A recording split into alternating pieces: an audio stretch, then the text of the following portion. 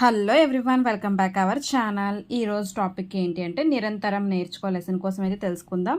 ఇది 7th class CBSE syllabus వాళ్ళకి తెలుగు లెసన్లో ఈ టాపిక్ అనేది వస్తుంది. సో నిరంతరం నేర్చుకో. సోక్రటీస్ గ్రీకు దేశానికి చెందిన తత్వవేత్త. తన ఉపన్యాసాలతో యువకుల్ని నాశనం చేస్తున్నాడనే నెపంతో రాజు మరణశిక్ష విధించాడు. శిక్షలో భాగంగా తనకు తాను విషం తాగి మరణించవలసి ఉంది. ఆయన్ని జైల్లో పెట్టారు. పేరుకు జైల్లో పెట్టారే కానీ అందరూ వచ్చి చూసి వెళ్తున్నారు. శిష్యులు మాత్రం అక్కడే ఉండి బాధపడుతున్నారు. సోక్రటీస్ ఇవేం పట్టనట్లు నవ్వుతూ అందరినీ పలకరిస్తూ కబుర్లు చెప్తూ ఉండేవాడు. మరణించబోతున్నాననే భయం లేకుండా ఉన్న అతన్ని చూసి అందరూ ఆశ్చర్యపోతూ ఉండేవారు. సోక్రటీస్ జీవితంలో చివరి రోజు రానే వచ్చింది. మరణశిక్ష అమలు కావడానికి ఇంకా 2 గంటల సమయం ఉంది. అక్కడ శిష్యులతో పాటు అందరి ముఖాల్లో ఆందోళన, దిగులు ఎక్కువైంది. సోక్రటీస్ ముఖంలో మాత్రం ప్రశాంతత, ఆనందం వెలుగు కనిపిస్తున్నాయి. సోక్రటీస్ కిటికీలో నుంచి బయటకు చూస్తూ కూర్చున్నాడు. బయట ఒక చెట్టు కింద బిచ్చగాడు కూర్చొని ఒక వాద్యం వాయిస్తూ పాటలు పాడుతున్నాడు. అది సోక్రటీస్ మనస్సును ఆకట్టుకుంది.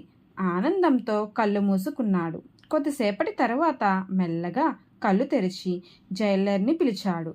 జైలర్ గౌరవభావంతో దగ్గరకొచ్చి ఏమి కావాలన్నాడు.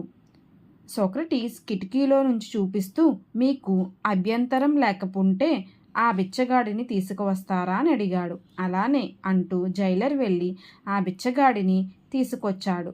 సోక్రటీస్ బిచ్చగాడితో తనకు ఆ పాట నేర్పమన్నాడు. అతని దగ్గర నుండి వాద్యం తీసుకున్నాడు. ఆ బిచ్చగాడు పాట పాడాడు. సోక్రటీస్ పాట పాడుతూ వాద్యం వాయించాడు. ఇలా అరగంట సాధన తర్వాత బిచ్చగాడి సాయం లేకుండానే సోక్రటీస్ ఆ పాట పాడాడు. అతనికి కృతజ్ఞతలు చెప్పి పంపించాడు. ఇదంతా చూస్తున్న శిష్యులు, జైలర్ మరింతగా ఆశ్చర్యపోయారు.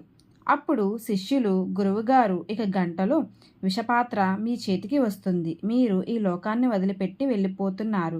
కానీ ఆఖరి క్షణాల్లో మీరు ఆ వాద్యం మీద అభ్యాసం చేసి పాడటం నేర్చుకున్నారు. ఎందుకు అని అడిగాడు. సోక్రటీస్ నవ్వి, జీవితం అంటే నేర్చుకోవడం, మరణం గురించి ఆలోచించడం కాదు. నువ్వు ఇక్కడున్నా అందరూ ఎప్పుడో ఒకప్పుడు చనిపోతాం. కానీ జీవించినంతకాలం ప్రతి క్షణం విలువైనదే. ఎప్పటికప్పుడు తెలియంది తెలుసుకోవడంలోనే ఆనందం ఉంది. గంట క్రితం నాకు ఆ పాట తెలీదు, ఇప్పుడు నేర్చుకున్నాను.